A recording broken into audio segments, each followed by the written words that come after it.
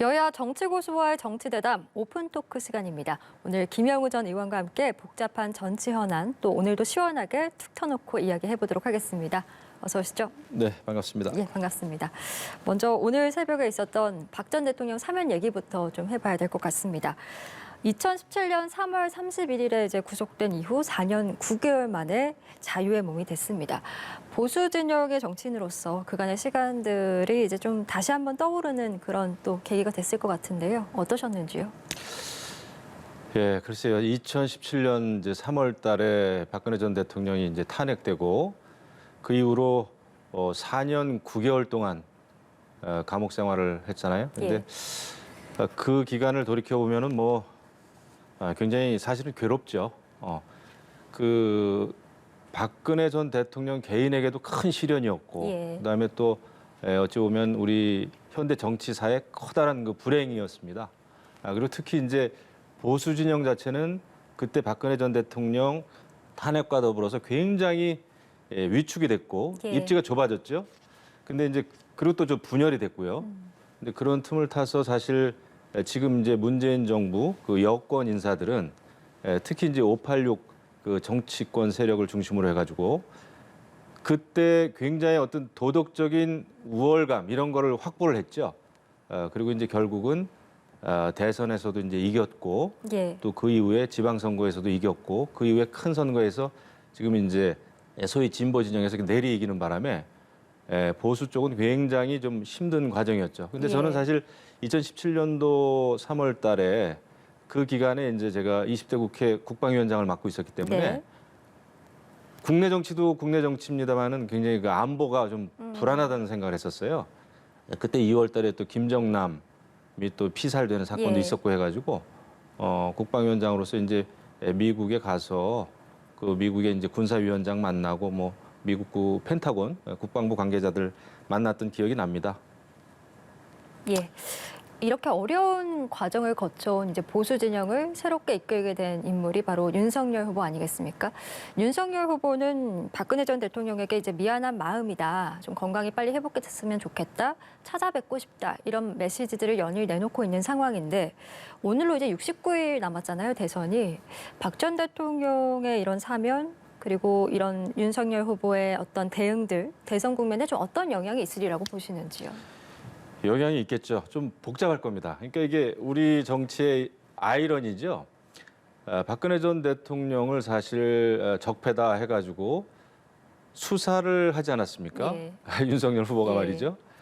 수사를 했고 그럼에도 불구하고 문재인 정권으로부터 그러니까 이제 임명장을 받은 검찰총장이 또 됐고 그런데 반문 전선에 또 깃발을 지금 들고 야권의 대통령 후보가 돼 있습니다.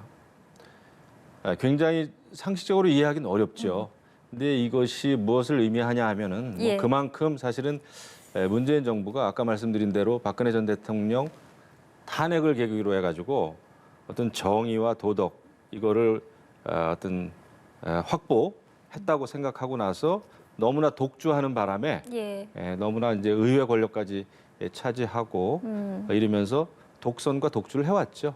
그거에 대한 이제 반대급부로 윤석열이라고 하는 야권의 대선 후보가 나왔는데, 근데 결국 이제 박근혜 전 대통령이 사면되지 않았습니까? 그렇다고 한다면 이제 그 수사를 담당했던 윤석열 후보로서는 상당히 좀 복잡한 상황에 직면했습니다. 아마도 문재인 대통령이 이 사면이라고 하는 대통령에게 주어진 굉장히 특별한 그 권한을 사면권을 대통령 선거 임박해가지고 지금 이거를 활용을 한 측면이 있다고 봐야죠. 왜냐하면 지난 1년 전쯤에도 사실 이낙연 전 당대표가 민주당 당대표가 사면 얘기를 했을 때 그때 문재인 대통령은 국민이 공감하지 않는 공감할 수 없는 그런 사면은 할 수가 없다. 이렇게 얘기했잖아요. 근데 지금 1년이 지났는데 그때와 지금 상황이 달라진 게 하나도 없습니다. 딱 하나 있다면 대통령 선거가 코앞에 다가왔다는 거죠. 그렇기 때문에 지금에 와서 박근혜 전 대통령을 사면한 거 늦긴 했지만 굉장히 다행스러운 일이죠. 하지만은 이 국면에서 윤석열 후보로서는 상당히 좀 당혹스럽지 않을 수가 없다.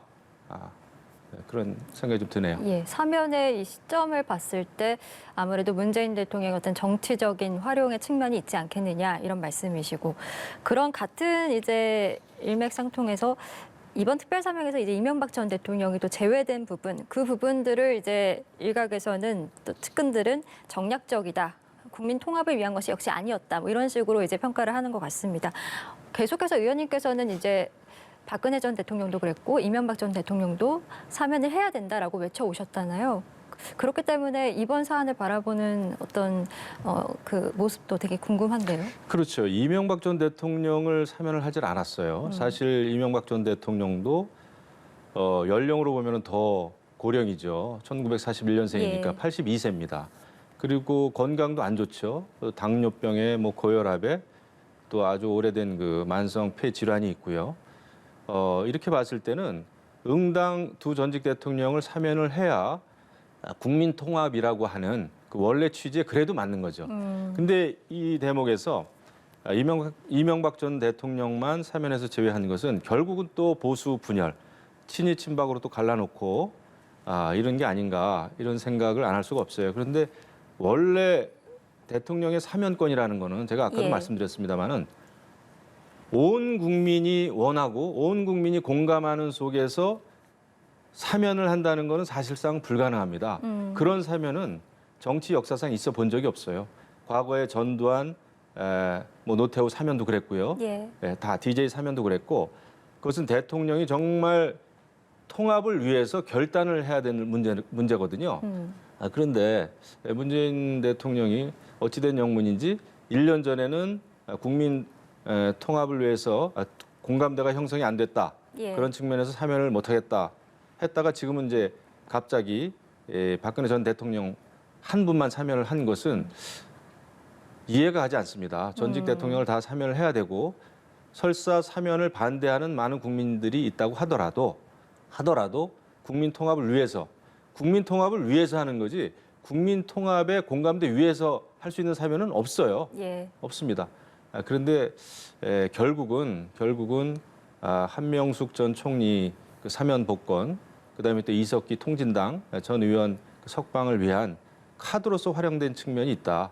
이렇게 볼 수밖에 없어요. 그래서 모르겠습니다. 저는 아무튼 그 전직 대통령들이 죄가 있든 없든 또 국민들이 사면을 반대하는 국민들이 있다고 하더라도 네. 사면을 하는 게 맞죠. 지금도 너무 늦었죠. 알겠습니다. 저희 이번에는요, 대선과 관련된 좀 질문들도 여쭈겠습니다. 줄곧 우세를 보여왔던 정권 교체 여론이 정권 유지 여론과 점점 격차가 줄어들고 있는 또 그런 여론들이 나오고 있습니다. 어제는 두 수치가 뒤바뀐 여론도 있었는데 현재 대선 판세 어떻게 보시는지요? 이게 지금 큰일입니다. 사실 윤석열 후보 캠프가 시간을 많이 좀 까먹었어요. 예. 대선 후보가 되고 난 다음에 선대위를 꾸리는 과정에서 김종인 위원장으로 모시느냐 안 모시느냐 가지고 근 한 달을 끌었습니다. 그 이후에는 또 이준석 당대표와의 그 불화설 이게 지금 굉장히 노골화되고 있고 지금도 뭐 진행 중인데 저는 이렇게 위기의식이 없다 이런 생각을 합니다. 위기의식이 없다. 예, 지금 정도면은 일상적인 그 대선 캠페인을 할 수가 없는 상황이에요. 물론 여론조사라고 하는 것은 계속 변동이 있죠. 예. 내일 모레 어떻게 바뀔지 또 모릅니다. 그럼에도 불구하고 정권 교체를 열망했던 그 국민들의 여론이 지금 상당히 낮아졌다라는 거는 굉장히 큰 경고죠. 예. 이런 상황에서 사실 문재인 정부가 많은 면에서 경제 문제 또 뭐 외교 안보 문제 여러 가지 문제 그 코로나 대처 이런 거에서 많은 문제점을 노정을 시켜 왔잖아요. 예. 이런 상황에서 야권의 대선 후보가 지지율이 이렇게 침체돼 있다라는 것은 굉장히 저는 심각하다 생각합니다. 이것을 극복하려면은 완전히 바꿔야 됩니다. 완전히. 예, 지금 사실 뭐 이제 지방을 돌면서 여러 가지 일정들을 소화하고 뭐 이러고는 있습니다. 그리고 예. 이제 굉장히 언급 발언의 강도는 굉장히 세졌어요. 그런데 지금 그것은 일상적인 야당 후보의 그런 일상적인 일정으로는 대선 캠페인으로는 이 위기를 돌파하기 저는 어렵다고 봅니다. 그래서 메시지도 달라져야 되고요. 만나는 사람들도 달라져야 되고 그다음에 선대위에 대한 그 변화도 필요하죠. 예. 예. 완전히 달라져야 된다라고 말씀을 해주셨는데 뭐 이번 지지율이 이렇게 좀 떨어진 그 원인들이 여러 가지가 있겠습니다만 이제 윤 후보의 실책도 있을 것이고 또 선대위 내부의 어떤 좀 우왕좌왕한 모습들 그런 실책도 있지 않겠습니까? 굳이 따진다면 누가 더 잘못했다라고 보십니까? 많은 사람들이 잘못을 했겠죠. 그럼에도 불구하고 그 모든 책임은 후보에게 후보에게. 있다고 봐야죠. 왜냐하면 후보는 사실 윤석열 후보는 추미애 전 법무부 장관하고 각을 세울 때 인기가 굉장히 좋았죠. 예. 그리고 어떻게 보면은 상식적이진 아닙니다만은 상식적이진 않죠. 그럼에도 불구하고 야권의 대선 후보가 될 수 있었던 것은 정말 문재인 정부의 이 잘못된 것을 한번 바꿔달라. 이거는 아니다 말이죠. 이거는 공정의 가치든 무슨 상식의 가치든 법치의 가치든 이렇게 무너진 대한민국 이렇게 가서는 안 된다라는 의견이 많았잖아요. 예. 그러면 그것을 바꾸기 위해서 대선에 나왔다고 한다면은 내가 어떻게 바꾸겠다라는 그 그림들이 계속 나와줘야 돼요. 그리고 만나는 사람들도 기성 정치인이 하는 거하고 똑같이 해가지고는 저는 안 된다고 봅니다. 예. 왜 윤석열 후보를 많은 예. 국민들이 밀었나 이거를 계속 생각을 좀 깊이 하셔가지고 반문 전선, 반문 그 메시지만 가지고는 부족하다라는 생각을 하는 거예요. 대한민국을 어떻게 바꿔야 되고 말이죠. 네. 대한민국의 이 잘못된 권력 구조, 대통령의 이 잘못된 권한, 지금 여당이 또 입법부에서 아주 독주를 하고 있는데 이런 네. 것은 어떻게 바꾸는 것이 좋겠다라고 하는 이런 그림들이 계속 나와줘야지. 그런 게 안 나오면은 계속 그 부인 김건희 씨에 대한 그렇지 않아도 이제 야당은 지금 김건희 씨에 대해서 김건희 씨가 어떻게 나오든 간에 계속 공격을 할 거 아닙니까? 그렇죠? 예. 이런 그 김건희 프레임에서 벗어나기 위해서는 윤석열 후보 자체가 달라진 메시지를 내고 달라진 이슈를 가지고 선도하지 않으면은 이 국면을 벗어나기 어려울 거예요. 알겠습니다. 앞서서 이제 윤석열 후보가 다소 이제 발언이 세졌다라는 말씀도 해주셨는데 이재명 후보에 대해서 윤 후보가 이제 중범죄 혐의자다 이렇게 얘기를 하면서 토론을 이제 엮어서 그 부분을 이재명 후보를 비판을 했습니다. 이런 부분은 과연 윤석열 후보에게 도움이 되리라고 보시는지도 궁금하고 그리고 만약에 이제 토론을 계속해서 여당에서는 하자 하고 있지 않습니까? 토론을 진짜로 했을 때 실제로 누가 좀 절대적으로 유리하고 불리하다 이런 게 있다고 보십니까? 그 뒷부분 먼저 말씀을 드리면 예.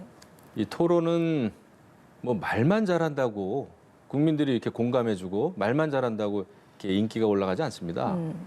과거에 그런 적이 꽤 있었어요. 예전에 뭐 김민석 지금 현 의원입니다마는 서울시장 선거 때 이명박 당시 후보가 말은 잘 못했지만 분위기에선 압도했습니다. 그래서 말 잘하는 것은 유리할 수는 있으나 예. 지금 정권 교체가 왜 돼야 되는지 말이죠. 이런 그 국민의 공감을 불러일으키는 것은 꼭 말재주에 의해서 가능한 것이 아니다. 그래서 저는 물론 앞으로 이제 정해진 후보 간의 토론이 있겠죠. 예. 선관위가 결정하는 이제 그런 그 정해진 토론이 있겠습니다만은 윤석열 후보 입장에서는 정말 비장한 각오로 나오지 않았습니까 이번에 예. 대통령 후보가 되려고 나왔잖아요. 검찰총장 하다가 그러면은 대한민국을 어떻게 왜 바꿔야 되는지에 대해서 저는 이야기할 수 있는 기회를 많이 갖는 것이 좋다. 그냥 지금 코로나 상황에서 지역만 돈다고 될 일은 아니라고 보고요. 예. 방송에 좀 많이 나와야 되고 이재명 후보하고 토론을 해도 저는 크게 밀리지 않는다고 봅니다. 이재명 후보는 말은 잘할지 모르겠지만 예. 어제 한 이야기하고 오늘 한 이야기가 다르잖아요. 계속 달라지는 그 순발력은 있지만은 진정성 면에서는 좀 의심이 드는 그런 이재명 후보에 대해서 토론 상대가 충분히 될 수 있습니다. 그거를 볼 거예요, 국민들이. 뭐 누구 이렇게 말만 잘하는 거 이런 거를 국민들이 원하지도 않고요. 그래서 오히려 준비만 좀 잘하면 예. 윤석열 후보가 토론을 피할 이유가 없다. 이렇게 생각을 하죠. 알겠습니다. 저희 이준석 대표 얘기도 좀 해보면요. 연일 이제 국민의힘 선대위를 향해서 강한 비판 어조들을 쏟아내고 있습니다. 선대위를 해체해야 한다 이런 발언까지 했는데 당대표로서 좀 진심 어린 쓴소리다라는 의견과 함께 당대표로서 이래도 되냐 이런 또 비판의 시각들도 있습니다. 이 대표의 행보는 좀 어떻게 보시는지요? 지금 이 대표의 행보가 아름답진 않죠. 사실. 그런데 그거를 또 우리는 이해를 해야 됩니다. 이준석 대표의 장기가 있잖아요. 장기라고 하면 여러 가지 지금 그 벌어지고 있는 많은 이슈에 대해서 굉장히 직설적으로 표현을 예. 잘 하고 또 그런 면에서 20대들이 상당히 좋아하고요. 그리고 이미 정치 환경이 이전하고는 많이 달라졌습니다. 저희 50대, 60대보다도 지금 20대, 30대들이 더욱더 우리 대한민국에서 벌어지고 있는 많은 다양한 이슈에 대해서요. 굉장히 올바른 생각들을 많이 해요. 네. 그리고 이 뭐라 그럴까요? 표현의 방법도 좀 다르고요. 그런 거를 이제 이준석 후보가 굉장히 잘 체득을 하고 있는데 이준석 대표가 잘할 수 있는 거를 잘할 수 있도록 그 장을 계속 만들어 줘야 돼요. 당 대표가 저렇게 왜 중심을 못 잡고 왜 이렇게 무게감이 없나 이렇게 계속 흠만 잡을 때는 압니다. 그리고 더더욱 윤석열 후보 입장에서는 가장 지금 절실한 건 대통령 후보잖아요. 그러니까 후보가 뒤에서 상당히 이준석 대표의 역할을 잘 할 수 있도록 예. 읍소라도 해야 됩니다. 나중에 만약에 일이 잘못돼 보세요. 그러면 책임이 어디로 돌아가겠어요? 물론 당대표도 잘못했고 후보도 잘못한 일이겠습니다만은 예. 대사를 그르치게 되면 대통령 선거를 실패를 하게 되면 결국은 후보 책임이 더 크잖아요. 그래서 지금은 서로가 잘할 수 있는 것을 잘할 수 있도록 그런 걸 자꾸 이제 만들어야 된다. 후보가 더 노력을 해줘야 될 거예요. 예, 알겠습니다. 오늘 오픈 토크는 김영우 전 의원과 함께 이야기 나눠봤습니다. 오늘 말씀 고맙습니다. 예, 감사합니다.